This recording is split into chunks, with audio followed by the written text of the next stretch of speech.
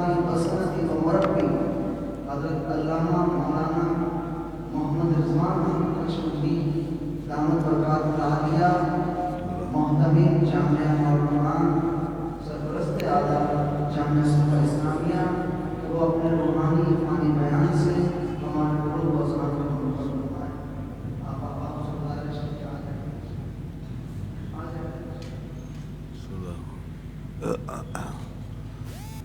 نحمده ونصلي ونسلم على رسوله الكريم، أما بعد فأعوذ بالله من الشيطان الرجيم، بسم الله الرحمن الرحيم۔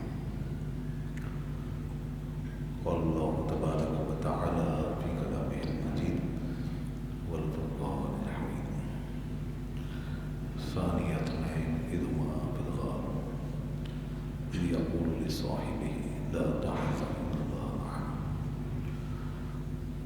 وقال تبارك وتعالى في قولنا محمد رسول الله والذين معه أشداء على الكفار رحماء بينهم، صدق الله العلي العظيم، وبلغنا رسوله النبي الكريم، ونحن والحمد لله على سيدنا مولانا محمد وعلى آل سيدنا مولانا محمد وبارك وسلم وصلي عليه، صلاة وسلام عليك يا سيدي يا رسول الله وعلى آلك وأصحابك يا حبيب الله، بعد الصمت صلاة۔ جیسا کہ آپ کے علم میں آ چکا ہے کہ آج کا جو عنوان ہے وہ فی زمانہ خاص طور پر اور زیادہ اہمیت اختیار کر گیا ہے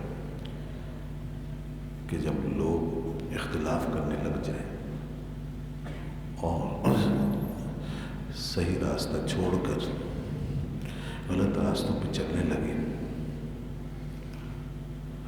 اور اپنے بزرگوں اور اسلاف کو اس طریقے سے نہ پہچان سکیں جیسا کہ ان کی پہچاننے کا حق ہے، تو پھر ضروری ہو جاتا ہے کہ ہمیں ان باتوں کو بار بار دہرانا چاہیے، اور جو دین کا صحیح تصور ہے وہ ہمارے ذہنوں میں نقش ہونا چاہیے۔ ہر دور میں کچھ افراد و تفرید کی مثالیں ہمیں ملتی، اور جو قرب قیامت ہو رہا ہے تو اس قسم کی چیزیں زیادہ ہوتی جا رہی ہیں، افراد و تفرید بڑھتا جا رہا ہے۔ لوگ شان اہل بیت کی بات کرتے ہیں مگر وہ اس شان کو اور اس مقام کو اس طریقے سے نہیں دیکھنا چاہتے ہیں جس طرح شریعت نے لکھا ہے۔ اسی طرح ایک طبقہ عظمت صحابہ کی بات کرتا ہے مگر عظمت صحابہ کو بنیاد بنا کر اہل بیت اطہار کی عظمت و شان کو نشانہ بنانا چاہتا ہے۔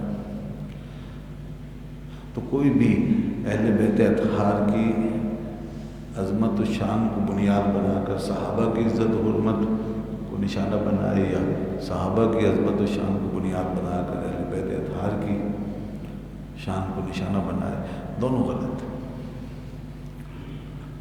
دونوں ہی غلط ہیں۔ اور حقیقت یہ ہے کہ یہ دونوں طبقات یہ اس لحاظ سے ایک ہی ہیں کہ سب صحابہ ہیں، حقیقت میں جو ان کو شرف حاصل ہے وہ شرف صحابیت کا حاصل ہے، اور شرف صحابیت کے ساتھ پھر خصوصیات ہیں، اور وہ خصوصیات جیسے کسی کو قرابت یعنی رشتہ داری کی فضیلت حاصل ہے، کسی کو کوئی اور نسبت، کسی کو کوئی اور نسبت، کیونکہ رسول اللہ صلی اللہ علیہ وسلم فرمایا کہ اللہ نے مجھے چنا ہے، ان اللہ اختارنی،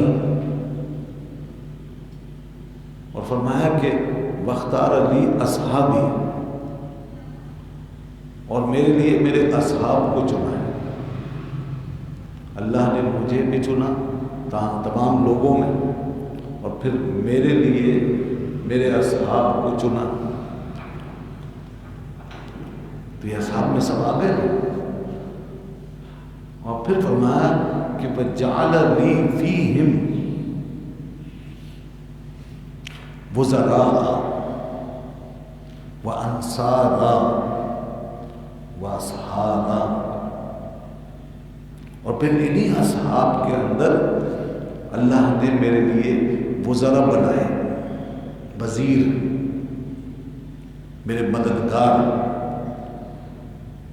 اور انصار بنائے، میرے مددگار، اور اصحاب بنائے، میرے رشتہ دار۔ تو اصحاب تھے، ان اصحاب کے اندر کوئی وزیر بنا اور کوئی رشتہ دار قرار پایا، کسی کو یہ والا شرف ملا، کسی کو وہ، اور کسی کو دونوں حاصل ہوئے۔ اس طرح یہ سب اصحاب ہیں۔ اور جب حضور نے فرمایا کہ اصحابی کلہم عدول، تو اس میں بھی سب برابر ہیں، یہ صحابہ بھی ہیں اور اہل بیت۔ تو اب لوگوں نے کچھ اس طرح کی تقسیم کر دی کہ ایک کی بنیاد پر دوسرے کو ڈی ویلیو یا ڈیگریڈ کرنا شروع کر دیا۔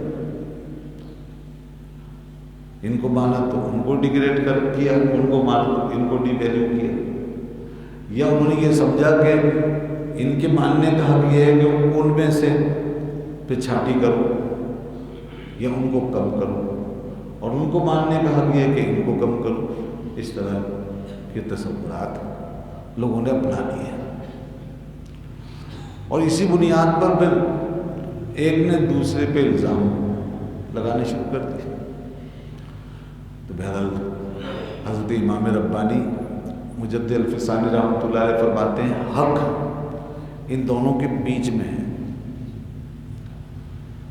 جنہوں نے اہل بیت کی محبت میں غلو کیا اور پھر اس کی بنیاد پہ صحابہ کا انکار کیا، وہ بھی غلط ہے، اور جنہوں نے صحابیت کا نعرہ لگایا اور اس کی بنیاد پہ اہل بیت کی شان کو ٹھکرایا، وہ بھی غلط ہے۔ دونوں افراد و تفرید میں مبتلا ہیں، ایک روافض ہے، دوسرے خوارج ہیں۔ یہ دو گروہ بن گئے ہیں، اور یہ بہت پہلے سے چلے آ رہے، اور ہم ہیں اہل سنت و جماعت۔ اور اہل سنت و جماعت وہ ہیں جن کے ایک ہاتھ میں دامن اہل بیت ہے اور دوسرے ہاتھ میں دامن اصحاب ہے۔ ان کو بھی مانتے، ان کو بھی مانتے۔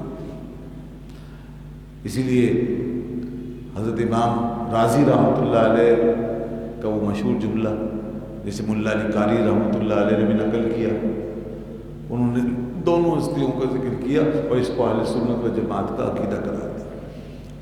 ذرا اس کو سمجھ لیں آپ تو بالکل واضح ہو جائے گا کہ اہل سنت و جماعت کون ہیں۔ وہ فرماتے ہیں نحن معاشر اہل سنت بحمد تعالی، ہم اہل سنت و جماعت کا گروہ ہیں، اللہ تعالیٰ کا شکر ہے، بحمد اللہ کا شکر ہے۔ رکبنا سفینۃ محبت اہل البیت، ہم اہل بیت کی محبت کے سفینے میں سوار ہو چکے ہیں۔ کتنی پیاری بات ہے، ہم اہل بیت کی محبت کے سفینے میں سوار ہیں۔ وَاهْتَدَيْنَا بِنَجْمِ هُدَى أَصْحَابِ النَّبِيِّ صلی اللہ علیہ وسلم، اور ہم نبی صلی اللہ علیہ وسلم کے اصحاب کی جو ہدایت ہے اور ہدایت کے جو انوار ہیں اور جو اس کے ستارے ہیں، اس سے ہم ہدایت پاتے ہیں۔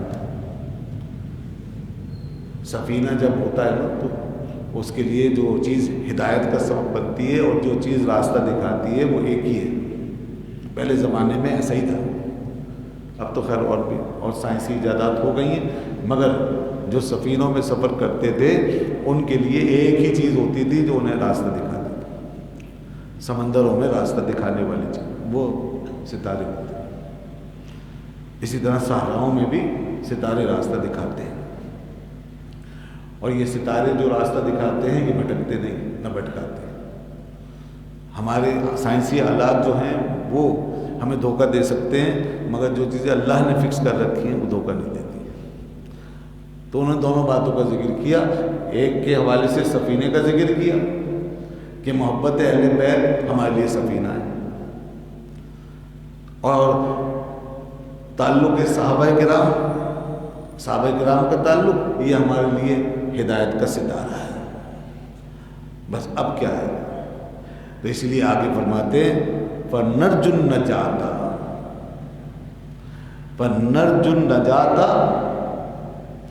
من احوال القیامہ بدرکات الجحیم. تو اب ہم پوری امید رکھ سکتے ہیں ان دو باتوں کو اپنانے کے بعد، ہم پوری امید رکھ سکتے ہیں کہ ہم انشاءاللہ نجات پائیں گے احوال قیامت سے اور جہنم کی ہولناکیوں سے، اس کی گہرائیوں سے، اس کی پستیوں سے ہم نجات پائیں گے انشاءاللہ. یہ جو ہم نے سفینہ پکڑا ہے نا، یہ سفینہ ہمیں یہ آخرت میں ہلاکت کی موجوں سے بچائے گا. جب موجیں اٹھیں گی نا وہاں ہلاکت کی، اور ہر کوئی اس میں ڈوب رہا ہوگا اور ہر کوئی ہراساں پھر رہا ہوگا اور کسی کو منزل نظر نہیں آئے گی. جی وہاں منزلیں سب کی غائب ہو جائیں گی اور ہر کوئی پوچھتا پھرے گا بھائی کہاں جاؤں، کہاں جاؤں، کہاں جانا ہے، کیسے بچیں. تو فرماتے ہیں کہ وہی بچے گا قیامت کی ہولناکیوں سے اور جہنم کی وادیوں سے جو اہل بیت کی محبت کے سفینے میں سوار ہوگا، اہل بیت اطہار. اور اس کے بعد آگے کیا فرماتے ہیں؟ ابھی دوسری بات رہ گئی نا، صحابہ کرام کی جو محبت اور عظمت ہے وہ ہمیں کہاں سے تھامے گی پھر، اور اس کا سہارا کب کام آئے گا؟ تو اس کے لیے فرماتے ہیں والہدایت الی ما یوجب درجات الجنان والنعیم المقیم. فرماتے ہیں اور یہ جو ہدایت ہے نا صحابہ کرام کی، یہ ہدایت ہمیں، یہ روشنی ہمیں پھر آگے جو ہماری منزل ہے نا جنت، اس جنت میں جو ہمارے لیے مقام ہے، جو نعمتیں ہیں، جو درجات ہیں، تو یہ صحابہ کرام کی محبت اور ان کا تعلق اور ان کی ہدایت وہاں سے دستگیری کرے گی اور ہمیں ہماری منزل پہ چھوڑ کے آ جائے گی. یعنی اہل بیت کا سفینہ ہمیں جہنم سے بچائے گا، ان کی محبت کا سفینہ جہنم سے بچائے گا، اور صحابہ کرام کی محبت اور ان کی ہدایت ہمیں جنت میں داخل کروائے گی، یہ جنت میں پہنچا دے گی. اور دونوں ہی چیزوں کی ضرورت ہے، جہنم سے بچ کر اور قیامت کے احوال و ہولناکیوں سے بچ کر پھر جنت میں وہاں تک پہنچنا. جنت میں نہیں پہنچیں گے تو پھر بچ کر کہاں جائیں گے؟ بچ تو گئے، اب پہنچنا بھی ضروری ہے. اور پہنچے گا وہی جو بچے گا، اور بچے گا کون؟ جو اہل بیت سے محبت کرے گا. اور پہنچے گا کون؟ جو صحابہ کرام کو بھی مانے گا. تو لہذا دونوں ہی کو ماننا یہ ہمارے لیے فرض ہے، لازم ہے، ضروری ہے. بلکہ حضرت امام ربانی رحمۃ اللہ علیہ فرماتے ہیں یہ ہمارے ایمان کا حصہ ہے، یہ ہمارے ایمان کا حصہ ہے. اور تمام علماء ائمہ اس بات سے متفق ہیں کہ یہ دونوں تعلق، یہ محبتیں، یہ ہمارے ایمان کا حصہ ہے. تو دوستو اس لیے یاد رکھو کہ اگر اس مسلک پر قائم رہنا ہے نا تو پھر یہ دونوں چیزیں ساتھ لے کے چلنی پڑیں. اور جس نے بھی ان دونوں باتوں کے اندر کوئی کھوٹ پیدا کی، کوئی گڑبڑ کی، تو سمجھ لیں کہ خطرے کا الارم بج رہا ہے، وہ آپ کے لیے خطرہ ہی خطرہ ہے. کسی ایک بھی عظیم ہستی کے ساتھ اگر مقاطعہ کیا، کسی ایک بھی عظیم ہستی کو، اس کی شان کو ٹھکرایا اور اس کے معاملے کو اور اس کے حق کو ہلکا جانا، تو یہ ہمارے لیے بہت بھاری پڑ سکتا ہے۔ جیسا کہ ایک محدث صاحب تھے تو وہ حضرت علی رضی اللہ عنہ سے بغض رکھتے تھے جی، ساری زندگی حدیث پڑھائی، ساری زندگی حدیث پڑھائی، حدیث کا درس دیا، نہ جانے کتنے شاگرد پیدا کیے، لوگ بڑا رش کرتے تھے۔ بالآخر جب فوت ہوئے تو مرنے کے بعد کسی نے خواب میں دیکھا، پوچھا آپ کے ساتھ کیا ہوا؟ کہا سارے معاملات ٹھیک تھے، علی کے بغض نے ہمیں پکڑوا دیا ہے۔ حضرت علی رضی اللہ عنہ سے جو بغض دل میں تھا اس نے مروا دیا، اور وہ بغض آج میرے گلے کا پھندا بن گیا۔ کاش میں ایسا نہ کرتا۔ آج مجھے پچھتاوا ہے کہ میں نے جناب علی شیر خدا رضی اللہ عنہ سے بغض کیوں رکھا۔ یہ معاملہ تو کسی ایک سے بھی بغض ہونا، نفرت ہونا، عداوت ہونا، یہ انسان کے لیے بہت مولک، بلکہ صحابہ کرام اور اہل بیت اطہار کی تو بڑی شان ہے۔ بخاری شریف کی حدیث کے مطابق جو اولیاء اللہ ہیں نا، ان کے غلاموں کے غلاموں کے غلام اولیاء اللہ، ان میں سے اگر کسی ولی سے کسی کو عداوت ہو جائے خدا نخواستہ، تو حدیث پاک میں آیا، اور یہ حدیث قدسی ہے، فرمایا من عادی لی ولی فقد آذنتہ بالحرب، جس نے میرے ولی سے عداوت رکھی تو وہ میں اس سے اعلان جنگ کرتا ہوں، میں اس سے اعلان جنگ کرتا ہوں جس نے میرے ولی سے عداوت رکھی۔ تو اعلان جنگ ہے صرف ولی سے عداوت رکھنے پر۔ صحابہ کرام کی تو بڑی شان۔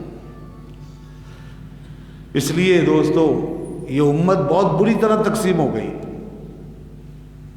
جب لوگوں نے یہ اختلاف ڈالا تو ہمیں بڑا نقصان ہو گیا، امت میں باقاعدہ ایک دراڑ پڑ گئی، نہ ختم ہونے والا ایک فاصلہ پیدا ہو گیا باہم لوگوں کے درمیان۔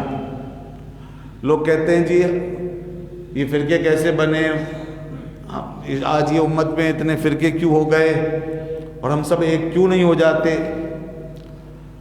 تو بھائی ایک نہ ہونے کی، نہ ہو سکنے کی ذمہ داری ان لوگوں پر ہے جنہوں نے دراڑیں پیدا کی، جنہوں نے ان مسلمہ شخصیات کے حوالے سے اختلاف پیدا کیا۔ دیکھیں جی صحابہ کرام کا حال یہ تھا کہ دونوں طبقات، اہل بیت بھی اور صحابہ بھی، ایک دوسرے کے ادب اور احترام کے قائل تھے، ایک دوسرے کی محبت سے مامور تھے، اور کوئی بھی کسی کی حق تلفی کا روادار نہیں تھا۔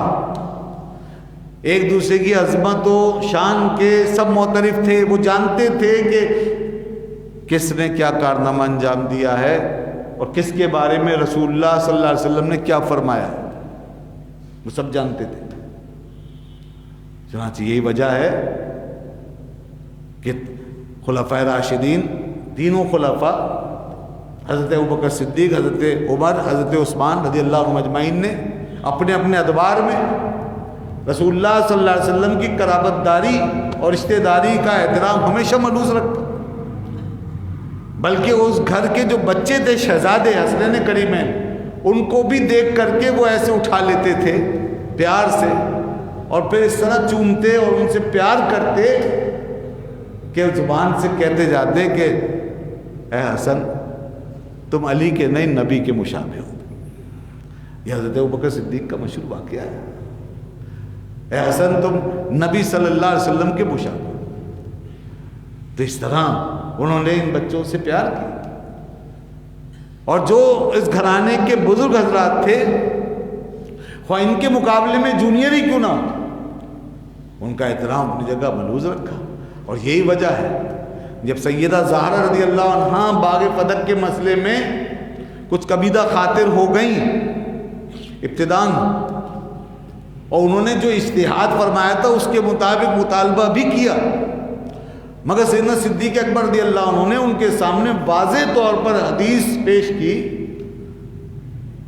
اور بتایا کہ یہ جو باغ فدق ہے یہ ترکہ اور میراث نہیں بن سکتا، کیونکہ رسول اللہ صلی اللہ علیہ وسلم نے یہ بات واضح طور پہ فرما دی کہ انبیاء جو ہوتے ہیں وہ اپنے پیچھے مال کی صورت میں کوئی میراث چھوڑ کر نہیں جاتے. انما ورث العلم، وہ تو علم کا ورثہ چھوڑتے ہیں. وما ترکناہ فہو صدقہ، اور جو ہم نے چھوڑا ہے وہ صدقہ ہے. تو انہوں نے یہ بات بیان کی، اور اس کے بعد پھر کچھ دنوں کے لیے بعض روایتوں کے مطابق حضرت سیدہ زہرا رضی اللہ عنہ قبیضہ خاطر رہیں، مگر حضرت ابوبکر صدیق رضی اللہ عنہ نے ان کو ناراض رہنے نہیں دیا اور ان کی دلجوئی کی، اور ان کے پاس گئے اور باہر کھڑے ہوئے اور کہا جب تک آپ راضی نہیں ہو جائیں گے میں یہاں سے نہیں جاؤں گا. اللہ کے نبی کے لخت جگر ہے، رسول خدا کی نور نظر ہے، تمام دنیا کی عورتوں کی جو سردار ہے،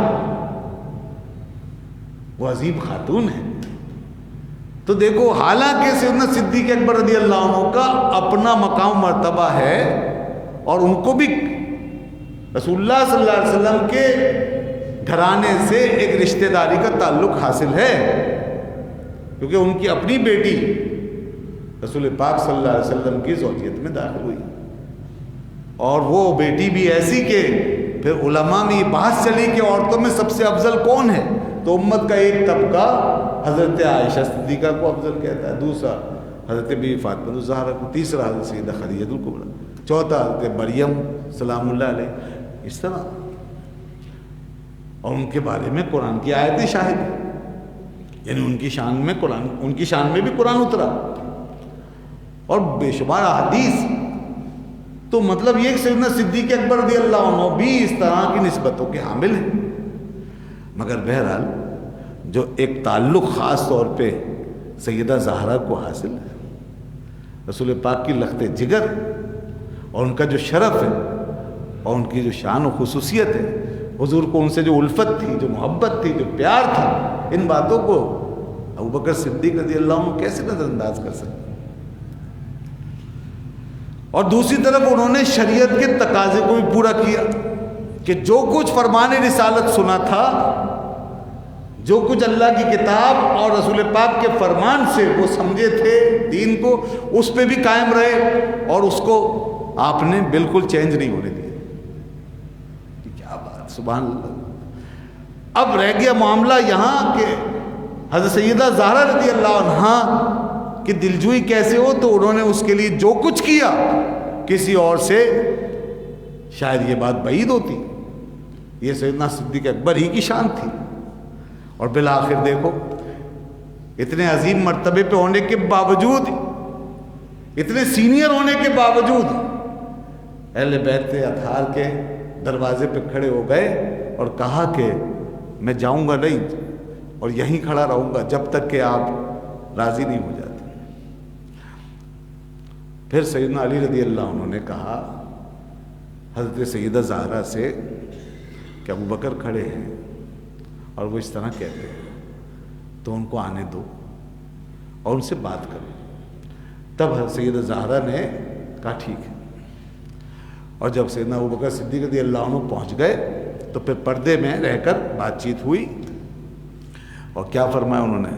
کہا میرا مال، میرا سب کچھ، جو کچھ میرے پاس ہے، میرا گھر پورا، میری ساری ملکیت، میرا سارا مال آپ کی خدمت میں پیش ہے. آپ اس میں سے جو چاہیں، جتنا چاہیں، جس کے لیے چاہیں لے لیں، خرچ کریں. جب حضرت ابوبکر صدیق نے اس طرح معاملات کو پیش کیا اور ان کو منایا تو سیدہ زہرا بھی آ کے لگتے جگر رسول اللہ ہے. وہ بھی رسول اللہ کی بیٹی، عظیم بیٹی ہیں. ان کی تربیت کہاں ہوئی ہے؟ وحی کے ماحول میں، نبوت کے گھرانے میں. کتنی عالی نسب ہستی ہے وہ. تو کیسے ہو سکتا ہے کہ اب وہ خواہ مخواہ ناراض رہیں اور اتنی بڑی بات ہونے کے باوجود کہ اتنا بڑا آدمی، امیر المومنین، پوری دنیا کا سب سے بڑا سپر پاور شخص، رسول اللہ صلی اللہ علیہ وسلم کا جانشین، وہ آ کر کے منائے، ایسا بزرگ آدمی آ کر اس طرح بات کرے، اتنی لجاجت سے، اتنی عاجزی سے، اور رسول پاک کی لخت جگر پھر بھی انہیں معاف نہ کرے اور پھر بھی وہ نرم نہ پڑے. ایسے کیسے ہو سکتا ہے؟ یہ سب لوگ اللہ والے لوگ تھے. یہ سب لوگ، یہ وہ لوگ ہیں، وہ عظیم ہستیاں کہ جو ایک دوسرے کی قدر و منزلت کو جانتے تھے. ہاں نہیں جانتا تو وہ بدبخت نہیں جانتا جو بعد میں پیدا ہوا اور اندھا پیدا ہوا. جو آج تک اندھا ہے وہی نہیں جانے گا. جس کو اللہ نے آنکھ دی ہے وہ ضرور جانے گا اور سمجھے گا اس بات کو کہ یہ کون لوگ ہیں، ان کا مقام کیا ہے اور کس طرح یہ ایک دوسرے کی قدر کرنے والے. لوگ آنکھ بند کر کے اب بس ایک بات کیے جائیں تاکہ اپنے فرقے کو خوراک دیتے رہے. ابھی ان کی پھر ضد، وہ یہ کہتے رہیں گے ظلم ہو گیا، ظلم ہو گیا، ظلم ہو گیا، باغ فتح میں ظلم ہو گیا، حق نہیں ملا، حق نہیں ملا، حق نہیں ملا، بس یہ رٹا لگاتے رہیں گے. نہ قرآن سے کوئی دلیل لائیں گے، نہ حدیث دیکھیں گے. اپنی روایتیں جو ان کی اپنی گڑی ہوئی، اپنی وضع کردہ، اسی کو لوگوں کو سنائیں گے اور اپنے لوگ مطمئن کرتے رہیں گے، جن کی کوئی سند ہی نہیں. یہاں روایتوں میں یہ بات آ چکی، فرحدیت فاطمہ تو، کہ سیدہ فاطمہ تو زہرا راضی ہو گئیں. اور پھر دیکھیے کتنی عجیب بات ہے، کیا طرفہ تماشا ہے. شاہ سے بڑھ کر شاہ کی وفاداری کی مثال اس کو کہتے ہیں صاحب، کہ پھر بعد میں اہل بیت اطہار کی اتنے مقدس ہستیاں، خود حضرت مولا علی رضی اللہ عنہ، ان کے لخت جگر حسنین کریمین، یہ سب آئے. پھر اور بھی اولادیں آئیں، ائمہ ہوئے، انہوں نے کسی نے یہ بات نہیں کی، نہ انہوں نے کسی ناراضی کا اظہار کیا، نہ انہوں نے کوئی احتجاج کیا، نہ مطالبہ کیا. چلو جی، اگر ایسی کوئی بات تھی حق تلفی کی یا ظلم کی، تو یہ سب اہل حق یہ کیوں خاموش رہے؟ یہ اللہ کے شیر ہیں، تو پھر یہ کس لیے خاموش ہے؟ یہ تو نہیں کہا جا سکتا کہ وہ ڈر گئے. اور پھر کیوں کر نہ صرف یہ کہ خاموش رہے، بلکہ ان کے ساتھ چلے اور پورے احترام کے ساتھ چلے اور ان عظیم ہستیوں کے مقام و مرتبے کو ہمیشہ ملحوظ رکھا. جی ہاں، بتائیے اس سے بڑی کیا بات ہوگی جناب؟ آپ اس کو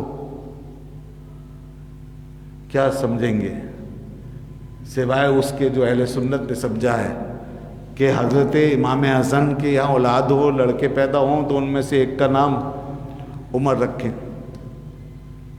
بتائیے اب اسی طرح اور اہل بیت اطہار میں بچے پیدا ہوں، کسی کا نام ابو بکر ہو، کسی کا نام عثمان ہو، کسی کا نام عمر.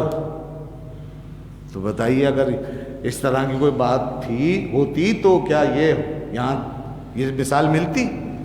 اور کیا کوئی نام رکھتا ہے اپنے دشمن کے؟ جس سے آدمی ناراض ہو، اس کا نام سننا نہیں چاہتا، جائے کہ اپنی اولاد کا نام رکھ لے. تو جناب اس طرح حضرت ابوبکر صدیق، حضرت عمر فاروق رضی اللہ عنہ کے حوالے سے یہاں تک لوگوں کو سنایا جاتا ہے اپنے حلقوں میں کہ جناب ایسا ظلم ہوا کہ گھر کو آگ لگا دی گئی، نعوذ باللہ من ذالک، اور معاملہ شہادت تک جا پہنچا. حضرت سیدہ زہرا رضی اللہ عنہا کو شہید کر دیا گیا. اللہ اکبر. یہ ہیں وہ من گھڑت کہانیاں، یہ چیزیں ہیں جو آج جس کی بنیاد پر لوگوں نے اپنے آپ کو فاصلوں پہ رکھا ہوا ہے خود سے. اگر وہ چاہیں تو ان باتوں کو سمجھیں، واضح حقائق موجود ہیں، اور فاصلہ مٹائیں اور امت کو اتحاد کے راستے پہ چلائیں. تو فاصلہ تو یوں پیدا ہوا. کہاں سے ظلم؟ کون سا ظلم؟ پوری دنیا کیا کہہ رہی ہے؟ امت کس پہ کھڑی ہے؟ مستند صحیح روایتیں کیا بتا رہی؟ ظلم. بھلا بتائیے کہ اگر ظلم ہوتا اور معاذ اللہ کے گھر کو آگ لگا دی جاتی خدا نخواستہ اور اس کے نتیجے میں شہادت واقع ہو جاتی، تو پھر کیا مولا علی وہ ہاتھ پہ ہاتھ رکھ کے بیٹھے دیکھتے رہتے. اور کیا اس کے بعد وہ اپنی بیٹی, اپنے لخت جگر حضرت ام کلثوم جن کا نام ہے, وہ حضرت عمر رضی اللہ عنہ کے نکاح میں دیتے. دیکھیں نا, نکاح تک ہوا. اور سیدنا عمر رضی اللہ عنہ نے کیا فرمایا؟ فرمایا میں نے اہل بیت نبوت کے گھرانے میں اس بچی سے نکاح اس لیے کیا ہے کہ رسول اللہ صلی اللہ علیہ وسلم فرمایا کہ ہر سبب اور ہر نسب منقطع ہو جائے گا الا سببی و نسبی, سوائے میرے تعلق اور میرے نسب کے. میرا تعلق اور میرا نسب جو ہے یہ منقطع نہیں ہوگا. تو میں چاہتا تھا کہ اس واسطے سے میرا تعلق بارگاہ رسالت سے جڑا رہے. اس واسطے سے تو جڑا ہوا ہے, دوسرے واسطوں سے جڑا ہوا ہے, مگر اس واسطے سے بھی جڑ جائے اور میں اہل بیت نبوت کے گھرانے سے تعلق پیدا کر کے رسول اللہ صلی اللہ علیہ وسلم کی رشتہ داری میں داخل ہو جاؤں. یہ جذبات ہے. انہوں نے نکاح کیا, انہوں نے دیا بیٹی کو, اور پھر دیکھیے اس کے بعد بھی کوئی رنجش, کوئی ناراضی, لڑائی جھگڑا تو دور کی بات ہے, کوئی رنجش بھی ہوئی, کوئی ناراضی بھی ہوئی نہیں. اور پھر ذرا دیکھو, غور کرو کہ کہاں تک سمجھائیں, کتنی مثالیں دیں, بھری پڑی کتابیں. مگر برا ہو سوشل میڈیا کا اور ایسے لوگوں کا کہ جو ایک چٹکلا چھوڑتے ہیں چھوٹا سا 2 جملوں کا اور دنیا کا ذہن خراب کر دیتے ہیں, اور آپ وہ سن کے آتے ہیں اور کہتے ہیں جی ایسا بھی ہوا تھا. لا حول ولا قوت الا باللہ. اب دین جو ہے کلپوں سے سیکھیں گے, 2 مولویوں کے 2 جملوں سے دین سیکھیں گے. اتنی بڑی بڑی کتابیں لکھ کے لوگ گئے, سارا دین بیان کر کے گئے, سب ایک طرف ڈال دیا. ایک مولوی نے, کسی نے کوئی بات کر دی اور کسی نے گمراہ کیا, اور 2-4 باتیں اس نے تقریر میں اپنی پرو کر کے خوبصورت انداز میں اور جناب اچھے الفاظ کے ساتھ, فصاحت کے ساتھ, بلاغت کے ساتھ پیش کیا. اب عام لوگ کا یہ حال ہے کہ سنا اور بس ٹھیک, ایسا بھی ہو سکتا. یہ سوچنا ہی کتنا بڑا جرم ہے کہ ایسا بھی ہو سکتا ہے. ہم شاید اپنے ماں باپ کے لیے ایسا ایک لفظ بھی برداشت نہ کریں اگر کوئی کہہ دے, اور اگر خدا نہ خواستہ سچی بات بھی کوئی ہمیں کہے ہمارے کسی پیارے کے لیے, تو ہم کان بند کر لیں اور اس کا منہ توڑ دیں.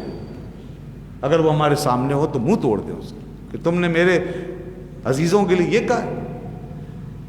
تو غور کرو, غیرت ایمانی کا سوال ہے کہ ہماری غیرت کہاں سو گئی جب ایسی بات سن کے آدمی یہ سوچنے لگ جائے کہ ایسا بھی ہوا. بڑے دکھ کی بات. جو عقیدہ بچپن سے گھٹی میں ملا تھا وہ ایک دم سے ہل کے رہ گیا. اتنی بڑی بڑی کتابیں سب دری کی دری رہ گئی. اتنے بڑے بڑے علماء جو ہم نے دیکھے سنے اور آج بھی دنیا میں موجود کو گزر گئے, اتنی بڑی تعداد, وہ سب بیکار ہو گئے. یعنی ان پہ سے اعتماد ایک دم سے غائب. اور ایک کوئی فاتن فتنہ پرور, اس نے جناب ایک دم سے ایک جملہ کیا کہا کہ لوگوں کے عقیدے ہلنا شروع ہو گئے. نہیں, ایسا نہ کریں, کبھی اس طرف نہ جائیں, نہ سنا کریں ایسی چیزیں. اور ہمیشہ یاد رکھیں, کسی ایک چیز پہ تو اعتماد کر لیں. اپنے ماں باپ سے ملی ہوئی بات اس پہ بھروسہ کریں, علماء نے جو سنایا بتایا اب تک اس پہ بھروسہ کر لیں. یہ امت اب تک جس چیز پہ قائم رہے اس پہ بھروسہ کر لیں. اور اگر کسی پہ بھروسہ نہیں تو پھر اس سے پہلے ایک کام اور کر سکتے ہیں, اور وہ یہ کہ خود کتاب لیں اور پڑھ لیں, علم کو کھنگال لیں. لکھا ہوا موجود, دلائل دیکھیں, پڑھیں, ذرا وقت نکالیں, محنت کریں اور دیکھیں کیا لکھا ہوا ہے. سب کتابیں موجود ہیں. حقائق کی دنیا میں جا کر دیکھیں کون کس بات کر رہا ہے, کہاں سے, کون گھر کی لا رہا ہے اپنے بنا کر, اور کون لا رہا ہے پیچھے سے ثبوت کے ساتھ اور سند کے ساتھ. تو یہ سب چیزیں روایتوں میں امت کی یہاں ہمیشہ مقبول رہیں اور کتابوں میں بھری پڑی کہ یہ ہستیاں آپس میں اس طرح ایک دوسرے کے ساتھ جوائن رہیں. لیکن جب اختلاف ہوا حضرت امیر معاویہ کا حضرت علی رضی اللہ عنہ کے درمیان, جب اختلاف ہوا تو وہ بھی سب لکھ دیا لوگ, وہ بھی لکھا نہیں لکھا. تو جب اختلاف ہوا تو لکھ دیا. اگر وہ باتیں ہوتی جو لوگ اوپر حضرت شیخین کریمین کے اور اہل بیت کے درمیان ان سے منسوب کر کے کہتے ہیں, وہ باتیں صحیح ہوتی تو وہ بھی لکھ دیتے, لیکن نہیں. اچھا اب امیر معاویہ رضی اللہ عنہ سے جو اختلاف ہوا وہ اختلاف اجتہادی تھا، یہ بتا دیا علماء نے، وہ بھی مخالفانہ نہیں تھا، وہ ایک دوسرے کی عظمت و اہمیت کو ٹھکرانے کے لیے نہیں تھا، دشمنی نہیں تھی، وہ صرف اور صرف ایک دینی اور شرعی مسئلے پر اجتہادی اختلاف تھا کہ انہوں نے اس کو اس طرح دیکھا، انہوں نے اس طرح دیکھا، اور اس پہ رائے دونوں جمع نہیں ہو سکی، اور غلط فہمی سے دو جنگیں ہو گئیں، غلط فہمی سے۔ لڑنا مقصود نہیں تھا، مارنا مقصود نہیں تھا ایک دوسرے کو، یہ سب عظیم لوگ تھے، مگر وہ غلط فہمی، کچھ دوسرے مخالف جو تھے منافق، ان کی ریشہ دوانی وہ پیدا ہو چکے تھے اور انہوں نے ان کو لڑا دیا، یہ ہوا۔ تو اس لیے یاد رکھیں اس میں بھی بدگمانی نہ کریں، جو اختلاف ہوا اور اس کے نتیجے میں دو لڑائیوں، دو جنگیں چھڑ گئیں غلط فہمی سے، اس میں بھی بدگمانی نہ کریں۔ ہمارے علماء نے کہا ان سے اس نے زد ہی رکھیں اور یہی کہیں کہ یہ ایک اجتہادی معاملہ تھا، یعنی دین کو سمجھنے کا۔ اب اس میں حضرت علی شیر خدا رضی اللہ عنہ کا جو موقف تھا وہ حق تھا، مبنی بر صحت تھا، انہوں نے جو کچھ سمجھا تھا وہ بالکل درست تھا، یہ ہم کہتے ہیں۔ اور ادھر حضرت امیر معاویہ رضی اللہ عنہ نے جو استدلال کیا اور جو کچھ سمجھا اس میں ان سے خطا ہوئی اور لغزش ہوئی، بس اتنا کہہ سکتے ہیں آپ۔ اور یہ خطا لغزش ہو سکتی ہے، خطا لغزش کسی سے بھی ہو سکتی ہے، اس میں کیا ہے، اس میں کوئی مذمت کی بات نہیں ہے۔ جب آدم علیہ السلام اللہ کے نبی ہیں اور نبی تو معصوم ہوتا ہے، جب ان سے شجر ممنوعہ کے معاملے میں اجتہادی غلطی ہو گئی اور خطا سرزد ہو گئی اور قرآن نے اس کا ذکر بھی کیا اور سب اس بات کو جانتے ہیں سیدنا آدم علیہ السلام سے خطا ہو گئی، بھول ہو گئی، لغزش ہو گئی اجتہادی، اور شجر ممنوعہ کا پھل کھا لیا انہوں نے کچھ سمجھ کر۔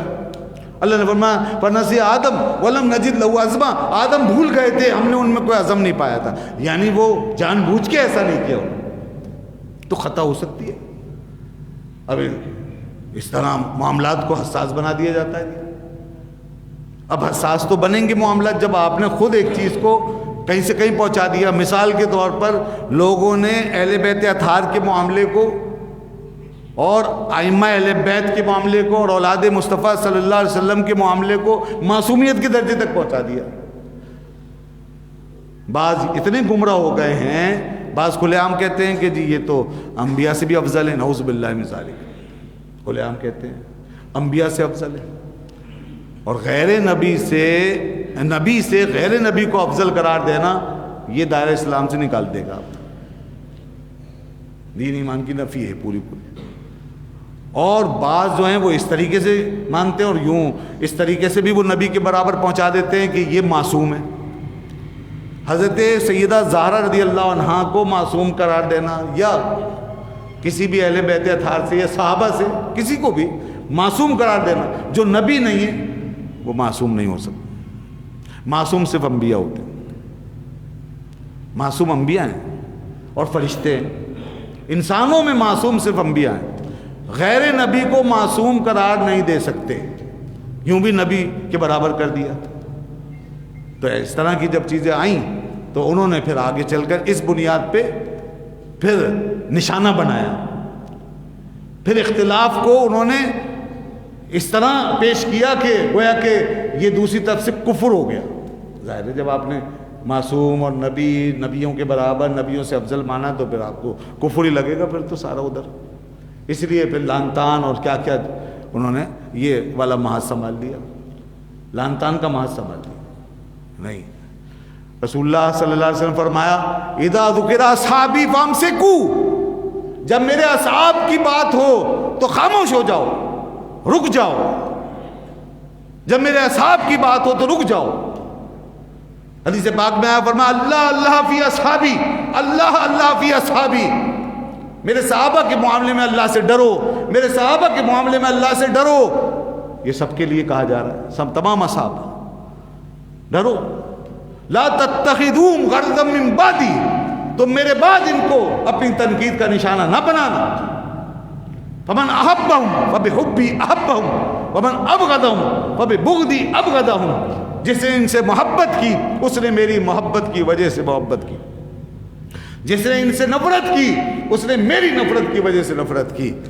ہم صحابہ کرام سے اس لیے محبت کرتے ہیں کہ رسول اللہ نے یہ فرمایا کہ میری محبت کی وجہ سے ہی تم ان سے محبت کرو گے، اور رسول اللہ سے کس کو محبت نہیں؟ جسے رسول اللہ سے محبت ہوگی وہ آپ کے اصحاب سے ضرور محبت کرے گی. یہ ہو نہیں سکتا کہ دعویٰ کرے محبت رسول کا اور پھر اصحاب کو تنقید کا نشانہ بنائے. رسول اللہ صلی اللہ علیہ وسلم فرمایا اذا رأيتم الذين يسبون اصحابي فقولوا لعنت الله على شركم. جب تم دیکھو ایسے لوگوں کو جو میرے صحابہ کو گالی دیں تو تم صرف ایک بات کرو کہ لعنت ہو تمہارے شر پر، لعنت ہو تمہارے شر پر. فرمایا کہ جب لوگ گالی دیں، آپ نے فرمایا کہ اے میرے بعد ایسے لوگ آئیں گے، سیاتی قوم، ایک قوم ایسی آئے گی، لوگ ایسے آئیں گے، یسبون اصحابی ویستنکسونہم، جو میرے اصحاب کو گالی دیں گے اور ان میں نقص نکالیں گے. لوگوں جب تم ان کو دیکھو تو اللہ کے رسول نے فرمایا لا تجالسوہم، ان کے ساتھ مت بیٹھنا، بلا تشاربوہم، ان کے ساتھ پانی مت پینا، بلا تآکلوہم، ان کے ساتھ کھانا مت کھانا، ولا تناکحوہم، ان کے ساتھ نکاح مت کرنا. رسول اللہ صلی اللہ علیہ وسلم فرمایا کہ جب اذا ظہرت البدع بسب اصحابی، جب بدعتیں ظاہر ہوں اور میرے اصحاب کو گالی دی جانے لگے، فَلْيُظْهِرِ الْعَالِمُ عِلْمَهُ، تو عالم کے لیے ضروری ہے کہ اپنے علم کا اظہار کرے. اب دیکھ لو کون سے عالم ہیں جو بات کر رہے ہیں اور کون سے عالم ہیں جو نہیں کر رہے. یہ موقع ہے صحابہ اور اہل بیت اطہار کی شانوں کے دفاع کا. اللہ کے رسول نے فرمایا عالم کے لیے ضروری ہے، فَلْيُظْهِرِ الْعَالِمُ عِلْمَهُ، عالم کے لیے ضروری ہے، اسے چاہیے، ضروری ہے کہ وہ اظہار کرے اپنے علم کا. وَمَن لَّمْ يَفْعَلْ ذَلِكَ، اور جو عالم ایسا نہیں کرے گا، یہ میرے الفاظ نہیں ہیں، میں حدیث سنا رہا ہوں. فرمایا جو عالم ایسا نہ کرے اور اپنے علم کا اظہار نہ کرے اور سکوت اختیار کرے اور دیکھتا رہے تماشا اور میرے اصحاب و اہل بیت کو گالیاں پڑتی رہیں، فرمایا فَلَّعْنَةُ اللَّهِ وَالْمَلَائِكَةِ وَالنَّاسِ أَجْمَعِينَ، فَلَّعْنَةُ اللَّهِ عَلَيْهِ وَالْمَلَائِكَةِ وَالنَّاسِ أَجْمَعِينَ، فرمایا اس پر اللہ کی لعنت، سارے فرشتوں کی لعنت، سارے لوگوں کی لعنت، اس پہ ان سب کی لعنت. ایسا عالم جو خاموش رہا اور اس نے نہ بولا، اس پہ لعنت کا اظہار کیا گیا. تو ضروری ہے کیونکہ یہ امت کے دین و ایمان کا معاملہ ہے، یہ عقیدہ ہے، یہ رسول اللہ صلی اللہ علیہ وسلم تک جائے گا معاملہ کہ جس کو صحابہ سے محبت ہوگی، اہل بیت سے محبت ہوگی، وہی رسول اللہ سے محبت کرنے والا ہوگا. اور دین کی حفاظت اسی میں ہے، ورنہ دین برباد ہو جائے گا. دین ہمیں ملا کس سے؟ انہی لوگوں سے. صحابہ نہ ہوتے، اہل بیت نہ ہوتے، دین کہاں سے آتا؟ اگر وہ لوگ ان میں کھوٹ تھی تو دین بھی غلط ہو جائے. اور اس دین کو پھیلایا کس نے، پہنچایا کس نے؟ ان اصحاب نے. ان کی شان اسی لیے قرآن نے بتائی، فرمایا دیکھو محمد رسول اللہ والذین معہ، صرف محمد مصطفیٰ صلی اللہ علیہ وسلم ہی کو نہ دیکھو بلکہ یہ بھی دیکھو کہ ان کے ساتھ کون ہیں، ان کے ساتھ کون ہیں یہ بھی دیکھو. قرآن نے دکھایا اور کہا دیکھو ان کے ساتھ کون ہیں، والذین معہ اشداء علی الکفار رحماء بینہم. پھر پورا آگے تک ان کی شان بتائی، پہچان بتائی. اقبال نے اسی لیے تو کہا تو ہی کہہ دے کہ اکھاڑا در خیبر کس نے، تو ہی کہہ دے کہ اکھاڑا در خیبر کس نے، شہر کیسر کا جو تھا اس کو کیا سر کس نے، توڑے مخلوق خداوندی کے پیکر کس نے، کاٹ کر رکھ دیے کفار کے لشکر کس نے، کاٹ کر رکھ دیے کفار کے لشکر کس نے، اور کس نے ٹھنڈا کیا آتش کدہ ایران کو، کس نے زندہ کیا پھر تذکرہ یزدان کو، اور کس کی ہیبت سے صنم سہمے ہوئے رہتے تھے، کس کی ہیبت سے صنم سہمے ہوئے رہتے تھے، منہ کے بل گر کے هو اللہ احد کہتے تھے، منہ کے بل گر کے هو اللہ احد کہتے تھے. کون؟ بت، صنم بت کو کہتے ہیں. منہ کے بل گر کے هو اللہ احد کہتے تھے. اور تیرے کعبے کو جبینوں سے بسایا کس نے؟ کون تھے وہ؟ وہ پوچھتے ہیں اے رب ذوالجلال کعبہ تیرا تھا، گھر تیرا تھا، مگر جبینیں تو ہمارے اصحاب کی تھی نا. جبینیں تو رسول اللہ کے یاروں کی تھی. اگر تیرے کعبے میں یہ جبینیں نہ ہوتی تو اس کعبے کو آبادی کیسے ملتی, رونقیں کہاں سے ملتی؟ تیرے کعبے کو جبینوں سے بسایا کس نے اور تیرے قرآن کو سینوں سے لگایا کس نے؟ کتابیں تو نے پہلے بھی نازل کی, لیکن لوگوں نے ان کتابوں کو اٹھانے کے بجائے ڈال دیا, پھینک دیا اور بدل دیا. مگر رب ذوالجلال تیری شان کہ تو نے اپنے محبوب کے صدقے ایسے اصحاب پیدا کیے, ان کے ایسے یار پیدا کیے کہ تو کتاب نازل کرتا رہا اور سینے سے لگاتے چلے گئے, اور تیرے ایک ایک لفظ کو یوں محفوظ کیا انہوں نے کہ کچھ بھی ضائع نہیں ہونے دیا, اور پوری امانت تیری جو نازل کردہ تھی امت تک ایسے ہی پہنچا دیا. یہ ہے تیرے نبی کے اصحاب کی شان اور تیری کرم نوازیاں ان پہ. یہ سب آقا دو عالم صلی اللہ علیہ وسلم کے قدموں کا صدقہ, حضور کی رحمتوں کا صدقہ. کسی نبی کو ایسے اصحاب عطا نہیں ہوئے جیسے حضور کو اصحاب عطا ہوئے. اسی لیے حضور نے فرمایا میرے لیے اللہ نے چنا ہے ان کو, میرے لیے چنا ہے. میں نے پہلے حدیث سنائی نا, مجھے اللہ نے چنا پھر میرے لیے اصحاب کو چنا ہے. تو لہذا مجھے جب دیکھو مصطفی کے مقام پر تو پھر میرے بعد مصطفی کے شرف پر ان اصحاب کو بھی فائز دیکھو کہ میرے صدقے میں پھر ان کو بھی اللہ نے چنا ہوا ہے. یہ عام لوگ نہیں ہیں. اس لیے علامہ مفسر قرآن بہکی وقت قاضی ثناء اللہ پانی پتی رحمۃ اللہ علیہ نے تفسیر مظہری میں لکھا کہ جو صحابہ کو نہیں مانتا اور صحابہ کی شان میں گستاخیاں کرے, ان پہ الزام اتہام تہمت لگائے, ان لوگوں کا حال یہود و نصارہ سے بھی بدتر ہے. یہود و نصارہ سے انہوں نے ایک حکایت بیان کی کسی بزرگ کی کہ انہوں نے فرمایا کہ اس لیے بدتر ہے کہ دیکھو یہود و نصارہ سے اگر پوچھو کہ تم اپنے نبی کے جو اصحاب ہیں ان کے بارے میں کیا کہتے ہو, تمہارے بیتین لوگ کون ہیں, تو کہیں گے ہمارے نبی کے اصحاب. یہودی کیا کہیں گے؟ موسیٰ علیہ السلام کے اصحاب بیتین لوگ. اور نصارہ کیا کہیں گے؟ عیسیٰ علیہ السلام کے اصحاب جو حواری تھے, ان کو بیتین کہیں گے, آج بھی کہتے ہیں. اور جب اس امت میں اگر کوئی کھڑا ہو کر کے یہ کہے کہ ہمارے نبی کے اصحاب بیتین نہیں, نعوذ باللہ بدترین لوگ ہیں, تو بتاؤ کہ ان سے بہتر تو پھر وہ ہیں جو اپنے نبی کے اصحاب کی قدر تو کرتے ہیں. انہیں اپنے نبی کی شان نظر آئی اور انہیں اپنے نبی کا مقام نظر نہیں آیا کہ جس کو اللہ نے سارے نبیوں کا سردار بنایا, کیا اس کو بدترین لوگوں کے بیچ میں رکھے گا؟ کیا اس کے معاملے کو بدترین لوگوں کے ہاتھ میں دے دے گا؟ جسے اللہ نے ختم نبوت کی مہر کے ساتھ بھیجا ہو, سارے نبیوں کے جو خاتم بن کے آئے ہوں, جن پہ نبوت ختم ہو چکی اور سارے عالم و عالمیان کے سردار قرار پائے ہوں, جن کو آخری امت اور آخری دین دے کر اللہ نے بھیج دیا ہو, اور تو ان کا معاملہ جو ہے وہ خائن لوگوں کے ہاتھ میں دے دے گا کہ پھر وہ دین کو جیسے چاہیں کریں, بدلیں, کچھ بھی کریں. معاذ اللہ لوگ یہاں تک سمجھتے ہیں کہ جی قرآن جو ہے نا یہ بھی بدل دیا صحابہ نے. دیکھیے یہ بات اعلانی ہے, وہ انڈیا میں نہیں پیدا ہوا تھا ایک خبیث, اس نے کیا بکواس کی تھی, اس نے صحابہ پہ الزام لگا کے کہا کہ صحابہ نے ابو بکر و عمر نے قرآن بدل دیا. توبہ توبہ توبہ. اور یہاں بھی کچھ اس طرح کی باتیں لوگ کریں گے, اس طرح کی ویڈیوز دیکھنے میں آتی ہیں, لوگ کہیں بیٹھ کے اس طرح کے اپنے لوگوں کے اندر یہ فتنہ پروری کر رہے ہیں کہ نسخے پرانے نکل آئے صاحب, اس طرح کی باتیں. پرانے نسخے نکل آئے ہیں, اماموں کے ہاتھوں کے لکھے ہوئے نسخے نکل آئے, یعنی یہ نسخے جو ہیں جو ہم پڑھ رہے ہیں یہ نسخہ تو صحابہ کے ہاتھوں سے آیا, اب اماموں کے ہاتھوں کے نسخے آ گئے. اللہ, اب دیکھو آگے بات کہاں تک جائے گی. تو قرآن میں بھی اختلاف.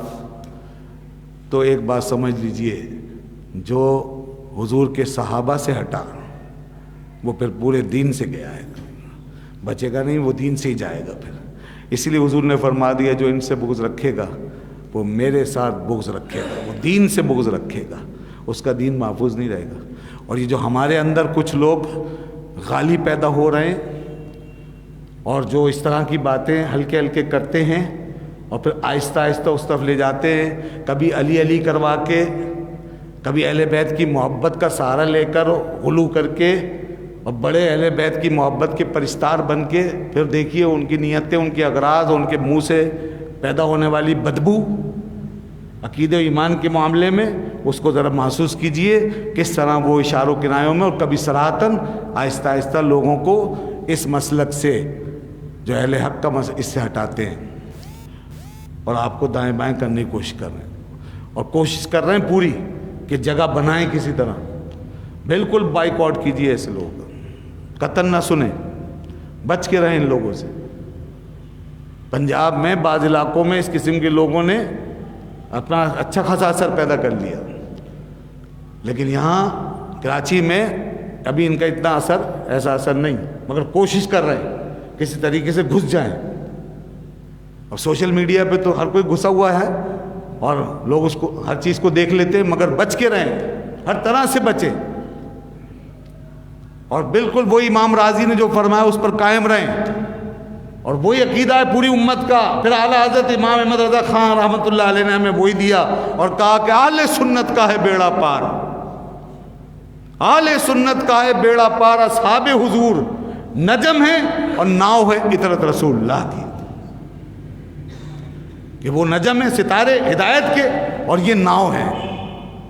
تو یہی ہمارا سہارا ہے، بس جو میں نے امام راضی کے حوالے سے ابھی پیش کی بات، تو یہ ہمارا عقیدہ ہے۔ ہم کسی کے بارے میں بھی کوئی منفی بات نہیں سن سکتے، چاہے کوئی بھی دلیل لائے، کوئی بات کرے، کوئی حوالہ دے، اصل میں کیا کرتے ہیں؟ ٹویسٹ کرتے ہیں۔ آپ پوری کتاب پڑھیں گے اور مسئلے کو سمجھیں گے، پتہ چلے گا کیا لکھا ہے کیا نہیں، کہاں سے شروع ہوئی ہے بات، کہاں ختم ہوئی ہے، کون سی کتاب ہے، اس کا معیار کیا ہے۔ ٹویسٹ کرتے ہیں، چینج کرتے ہیں باتوں کو۔ وہ جو یہودی کرتے تھے نا کہ اپنی زبانوں کو موڑتے تھے اور پھر بات بدل دیتے تھے، تو یہاں اسی طرح یہ جتنے ہیرا پھیری کرنے والے ہیں سب ٹویسٹنگ کرتے ہیں اور باتوں کو ہیر پھیر کر کے بدلتے ہیں۔ ان کے شر سے بچیں، قطعاً ان باتوں میں نہ جائیں، اور بس ایک ہی بات کہ جو ہمارے بڑوں نے ہمیں دی ہے روایت اور جو عقیدہ دیا ہے، بس وہی حق ہے۔ یہ سب پہلے اسی پر تھے، اپنے استادوں سے یہی پڑھا، اپنے باپ دادوں سے انہوں نے یہی کچھ حاصل کیا تھا جو آج ہم انہیں بتاتے ہیں۔ اب انہوں نے باغیانہ روش اختیار کی ہے، ان کو یا تو کہیں سے مال وال ملا ہے یا پھر شیطان نے ان کو بہکا دیا ہے پورا، تو اس طرح کی چیزیں ان کے اندر پیدا ہو رہی۔ ورنہ ان سے پوچھو کہ ان کے اساتذہ کا کیا مسلک تھا، لاؤ ثبوت، ان کے والدین کا کیا تھا، لائیں، تو یہ وہاں پہ خاموش، یہ وہاں مڑ کے بھی نہیں دیکھتے۔ اور پھر اب تک کی زندگی میں انہوں نے خود کیا کیا، جس امام احمد رضا کے نام پر اپنے آپ کو یہاں تک پہنچایا اور جن کے نام کا کھایا اور بنایا، اور جب بہت سے لوگ امام احمد رضا کے ماننے والے، شیخ موقع شاہ عبدالحق محدث دہلوی کے ماننے والے، شاہ ولی اللہ کے ماننے والے ان کے دام میں پھنس گئے، ان کے شاگرد بن گئے، ان کے مرید بن گئے، تو انہوں نے جھپی مار کے سب کو ان کے راستے سے ہٹا دیا۔ یہ دیکھیے ان کی حرکت، یہ ہے، یہ ان کی واردات ہے۔ انہوں نے اس طرح لوگوں کو دھوکہ دے کر کے اب اپنا وہ چھوڑ دیا پرانا راستہ اور طریقہ اور اپنی بات، اور اس طرح جتنے لوگ پھنس گئے ان کے عقیدت میں ان کو سب کو گمراہ کر دیا۔